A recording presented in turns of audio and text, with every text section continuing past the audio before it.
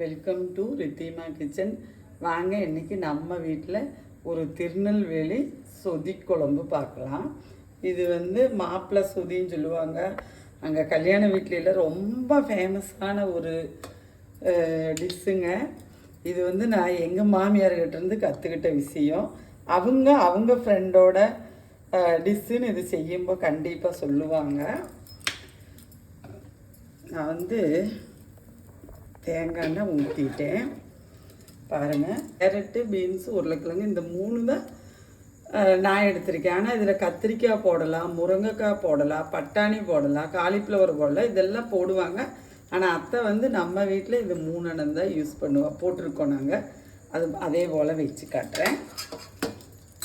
இதுக்கு காரம் இதெல்லாமே பச்சை மிளகாய், இஞ்சி என்னோடய விரல் சைஸுக்கு எடுத்து கட் பண்ணியிருக்கிறேன். ஒரு 5 பச்சை மிளகாய் வெடிச்சிருன்னு சொல்லி துண்டு துண்டாக பண்ணி வச்சுருக்கேன். நம்ம வீட்டுக்கு தேவையான அளவுக்கு ஒரு 150 கிராம் பாசிப்பயிறு பருப்பு வேக வச்சுருக்கேன்.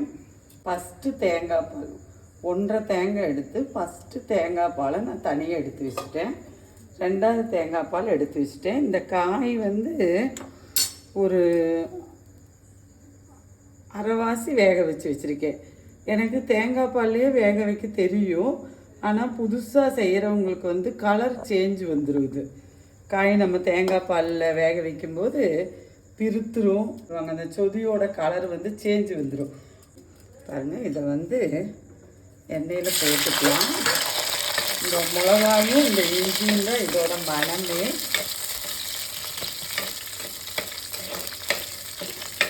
இதுக்கு பெரிய வெங்காயம் யூஸ் பண்ண மாட்டாங்க, சின்ன வெங்காயம் தான் யூஸ் பண்ணுவாங்க. மேக்சிமம் திருநெல்வேலியிலாம் இந்த சொதி குழம்பும் இஞ்சி சம்மந்தி அது இல்லாமல் கல்யாண வீடே இருக்காதுங்க. இது ரொம்ப ஃபேமஸான டிஷ்ஷு. அங்கே ரொம்ப நல்லாவும் இருக்கும். நமக்கு நூல் புட்டு, பின்ன சந்தகை, இட்லி இது கூட எல்லாம் நல்லா மேட்ச் ஆகும்.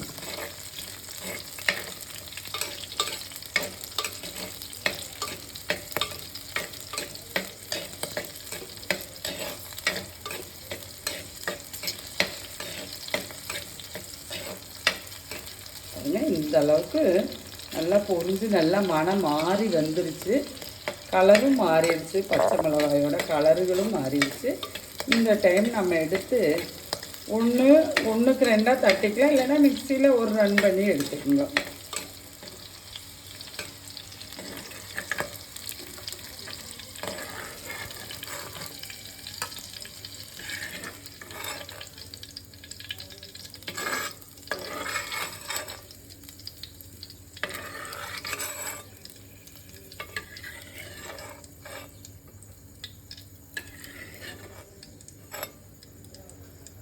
பாருங்கள், நான் அதில் இந்த எண்ணெயிலே வெங்காயம் போட்டுற போகிறேன்.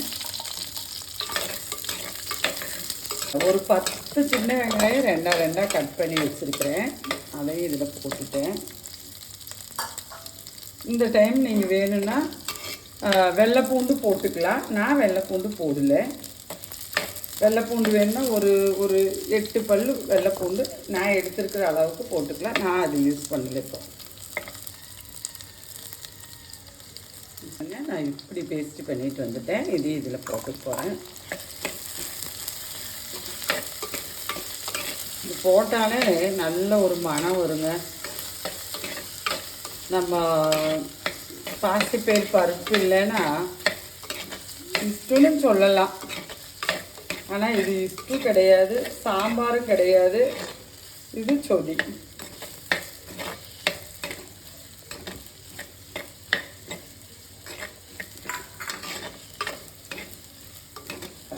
நல்லா வணங்கி நல்லா மனம் வந்துடுச்சு.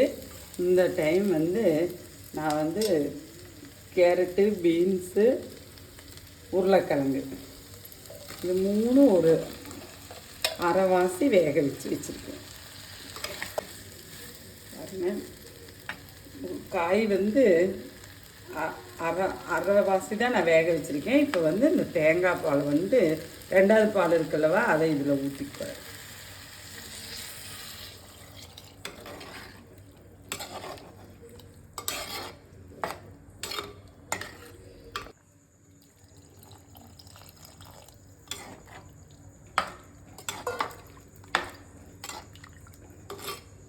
பாருங்கள், தேங்காய் பாலில் ஒரு கொதி இந்த காய் ஒன்று வேகட்டும். இடையில நம்ம ஒன்று கிண்டி விட வேணும். இடையில நம்ம மூடி போடாட்டி பரவாயில்ல, பாதியில் தான் வைக்கணும். இடையில நம்ம கிண்டி விட வேணும், இல்லைன்னா எண்ணெய் பெய்யறதுக்கு வாய்ப்பு இருக்குது. அது மாதிரி சொதிக்கு எடுக்கிற தேங்காய் வந்து நம்ம வந்து வர தேங்காய் எடுக்கக்கூடாது. மேக்சிமம் பச்சை தேங்காய் மாத்திரம்தான் யூஸ் பண்ணணும். வர தேங்காய் எடுத்தால் வேகமாக எண்ணெய் பிரியறதுக்கு வாய்ப்பு இருக்குது. பச்சை தேங்காய் எடுத்தால் அவ்வளோ சீக்கிரம் எண்ணெய் வராது. அது பார்த்து எடுத்துக்குங்க. பாருங்கள், நல்லா ஒரு கொதி வந்துருச்சு. இந்த டைம் வந்து நான் அந்த பருப்பு வேக வச்சுருக்கல்லவா, அதை போட்டுற போகிறேன். இதுலேயே மஞ்சள் பொடி போட்டு வேக வைப்பாங்க. நான் மஞ்சள் பொடி போடலை. இந்த டைமே வந்து நான் உப்பும் போட்டிருப்பேன்.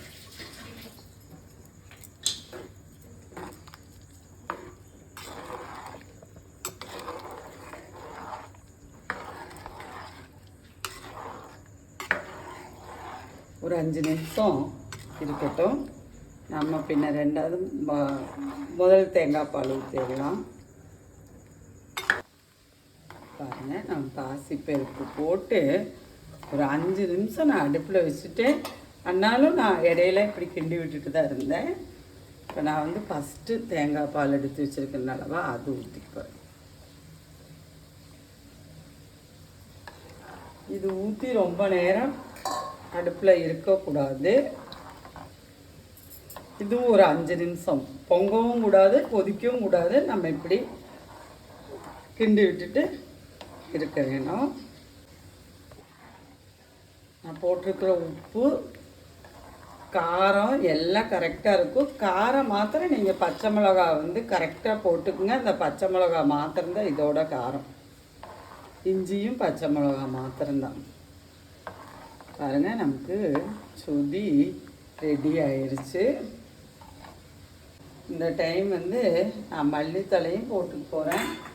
ஒரு தாளிப்பு ஒன்று கொடுத்துருவோம். ஒரு 1/2 லெமன் வந்து புழிஞ்சிக்க போகிறேன்.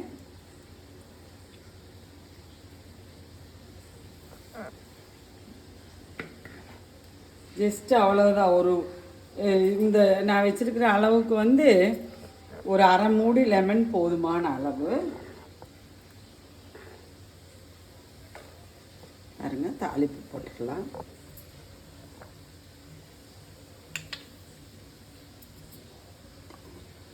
கொஞ்சம் தேங்காய் எண்ணெய் தான் யூஸ் பண்ணணும்.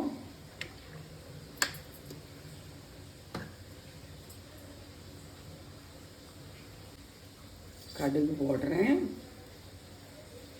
அதே போல் உளுந்து, ஜீரகம் இந்த கரண்டியில் இவ்வளவு போடுறேன். 5 பெட்டி கரண்டியில்.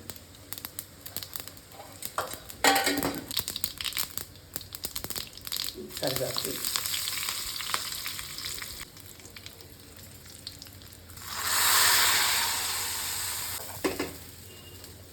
பாருங்க, நம்மளுக்கு வந்து சொதி ரெடி ஆயிடுச்சு. இது வந்து திருநெல்வேலியில் அல்வாவும் ஃபேமஸ்ஸு, சொதியும் ஃபேமஸ்ஸு. பாருங்கள், இந்த அளவுக்கு திக்னஸ் வந்திருக்குது. நான் ஊற்றின தேங்காய் பாலாக இருந்தாலும் சரி, அந்த பருப்பாக இருந்தாலும் சரி, பொங்க விட்டுறாதீங்க, கொதிக்க விட்டுறாதீங்க, கலந்து விட்டுருங்க. வாங்க, நம்ம வீட்டில் சந்தக கூட வந்து இந்த சொதி சாப்பிட்லாம். இதே மாதிரி ஸ்ரீலங்காவில் சொதி வைப்பாங்க. அது வந்து நிறைய மீனுகளில் சொதி வைப்பாங்க, நிறைய காய்களை சொதி வைப்பாங்க. அங்கே நம்ம நாட்டில் வந்து திருநெல்வேலி சொதி ரொம்ப ஃபேமஸான டிஷ்ஷுங்க. எல்லோரும் இதே அளவில் இப்படி செஞ்சு பார்த்து சாப்பிடுங்க. எல்லோரும் சந்தோஷமாக இருங்க. வாங்க, நம்ம வீட்டில் சந்தக கூட சாப்பிட்லாம். நன்றி, வணக்கம்.